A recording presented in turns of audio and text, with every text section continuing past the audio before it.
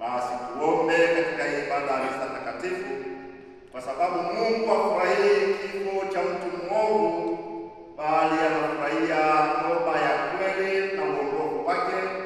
Basi atujalie tuweze kupata toba ya kweli.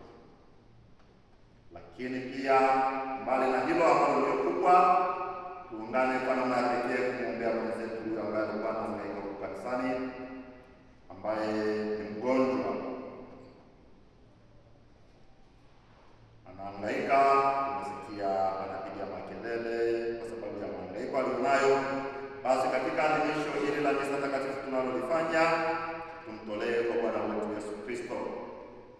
Misa hii ambayo ndiyo kilele cha sadaka zote, ndiyo kilele cha sala zote, basi Kristo akawe mponyaji wake. Pamoja na mahangaiko yetu tulionayo kila mmoja wetu, tumtolee Bwana wetu Yesu Kristo. Niwaalike tupite dhambi zetu, tupate kustahilishwa kubadilisha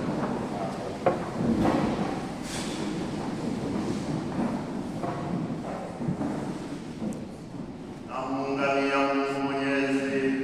Nanyi ndugu zangu, kwani nimekosa mno kwa mawazo, kwa maneno, kwa matendo na kwa kutimiza wajibu. Nimekosa mimi, nimekosa mimi, nimekosa.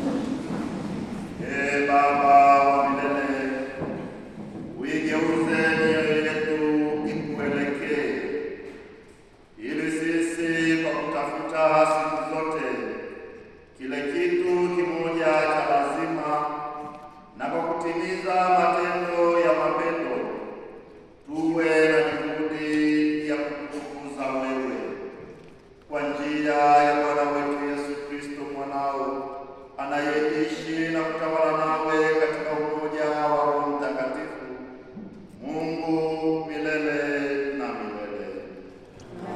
Somo la kitabu cha nabii Ezekieli sura ya 18 aya 21 hadi 28.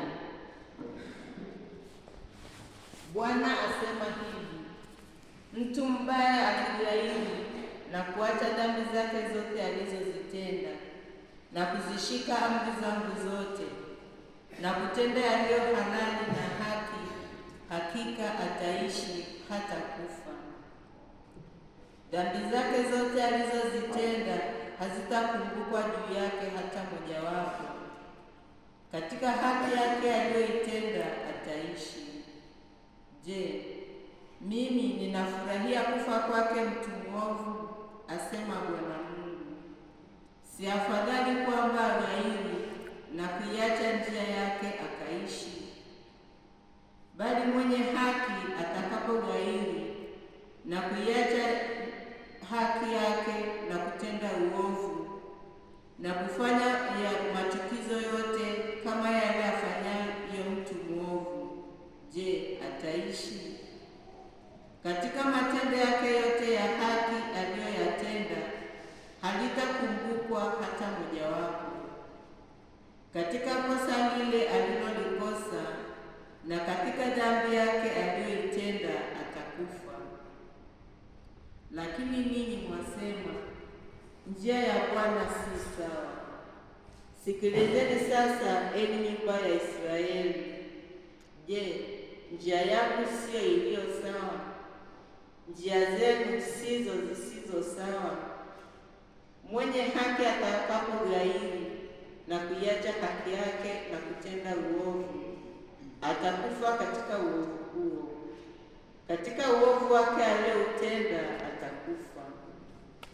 Tena mtu mwovu atakapoghairi na kuacha uovu wake alioutenda na kutenda yaliyo halali na haki, ataponya roho yake, nayo itakuwa hai. Kwa sababu atafakari na kughairi na kuyaacha makosa yake yote aliyoyatenda, hakika ataishi hata kufa. Neno la Bwana. Bwana, kama wewe ungehesabu maovu, Bwana, nani angesimama?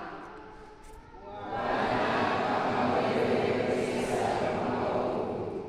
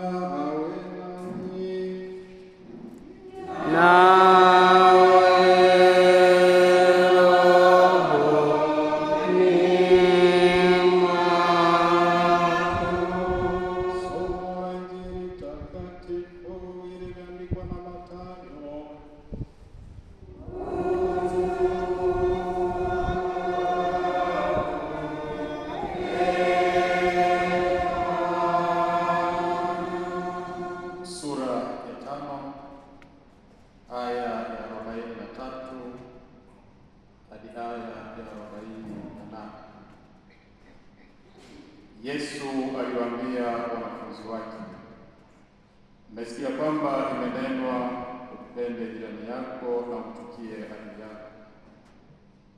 Lakini mimi nawaambia, wapendeni adui zenu, waombeeni wanaowaudhi, ili mpate kuwa wana wa Baba yenu aliye mbinguni.